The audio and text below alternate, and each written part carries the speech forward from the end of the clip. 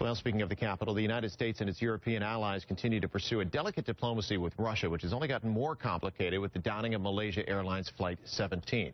On a brighter note, here in the D.C. area, we're one day away from a big metro expansion. And for more on these topics, we're happy to welcome back Senator Tim Kaine from Virginia, a member of the Senate Foreign Relations Committee and Senate Armed Services Committee. Great to see you again. Yes, Steve, good to be here. You know, I want to talk about Metro and the Silver Line project, but first we can't ignore what's happening overseas, both in the Middle East and in Russia. And when this plane came down, even if the rebels say this was a mistake, we thought we were in this warfare situation and down to passenger airline, relations with Russia were already tense before this. Where do they stand now? Well, look, if they were to say it's a mistake and we apologize, that's one thing. But instead, what they are saying and what Russia is saying is, oh, it's a lie, and the West probably did it. So the lying campaign is significant. All the evidence points to Russian involvement with these weapon systems, with training the rebels to use them, and it's really ripping away any pretense and showing Putin's authoritarian character. And so what the U.S. and Europe now has to do is appropriately sanction that behavior so it doesn't continue. The U.S. has put sanctions in place already to some extent, but the U.S. participation in the Russian economy is pretty small. The European participation is large. And what I would suggest we need to do is vigorously sanction the energy sector in Russia, because that's what they use as a club to try to buy friends. They're a Rust Belt economy with natural resources to sell. If we help Europe develop their own energy resources, more suppliers, more native energy, and we sanction the Russian energy sector, I think that's the right thing to do. It seems that President Putin has these knee-jerk reactions, basically saying, we don't care what you think on the Hill, we don't care what lawmakers think here in this country, we're just going to kind of go ahead and do our thing. If something is not done, though, where could that potentially lead? How badly do we want to make sure that we have positive relations with Russia? Well, the one area right now, look, it is important. I'm glad you asked the question that way. There are a couple areas where we're working closely with Russia. Russia is helping us bring troops and material out of Afghanistan through a northern route so we don't have to only rely on Pakistan. Russia is working with us to try to stop Iran from developing nuclear weapons. In that P5+1 negotiation, Russia so far has been a good partner in that. They have their own reasons why they don't want Iran to have nuclear weapons. So this is not a situation like the Cold War, where it was the U.S. against the Soviet Union. We are deeply at odds with Russia in the Ukraine. We're deeply at odds with them in Syria.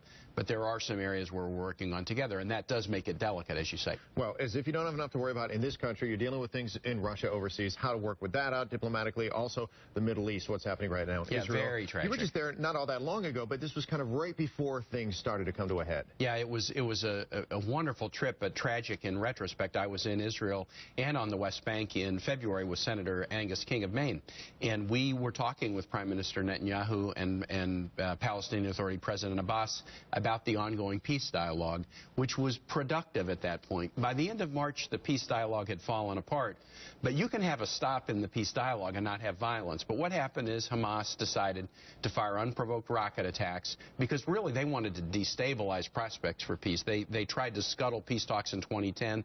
They're doing it again. They knew if they started firing rockets that Israel would respond, and that has escalated this violence.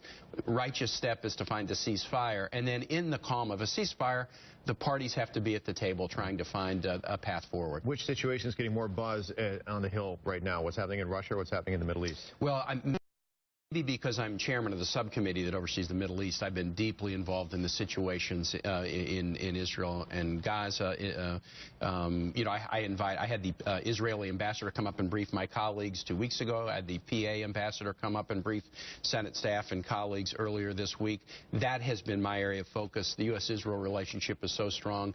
We want there to be an Israel and Palestine peacefully living side by side. That was the UN resolution in 1947 that the U.S. has supported and still supports.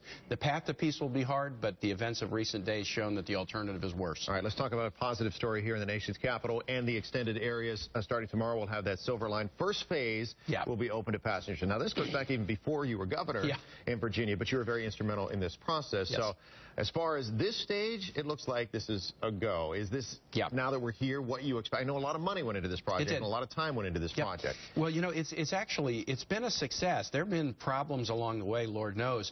I first saw a mock-up of this when I was lieutenant governor, of scale model of, Silver Line to Dulles. And the scale model had been built about 15 years before I was lieutenant governor. During my time as governor, my goal was, before I leave office, we're going to have construction construction underway. And it was very difficult.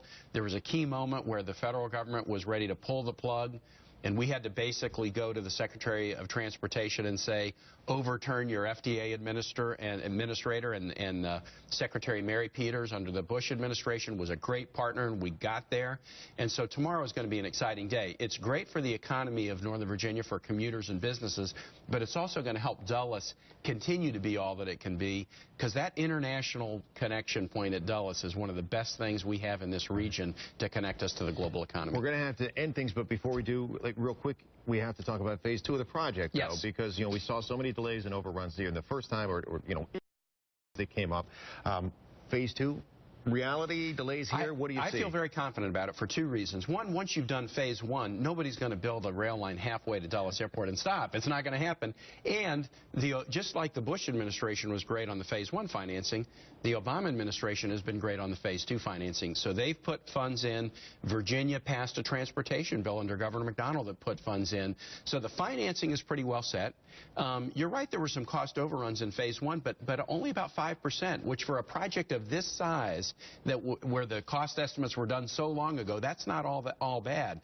So look, I'm sure there'll be more twists and turns. There'll be more drama, but it will get there. It will be good for the region. It will be great for Dulles, and I couldn't be more excited. Well, we've all got our fingers crossed. Senator, thanks. Always a pleasure talking with you. Thanks, Steve. Senator Tim Kaine. Tucker, we got to get to you now with a look at our forecast on this.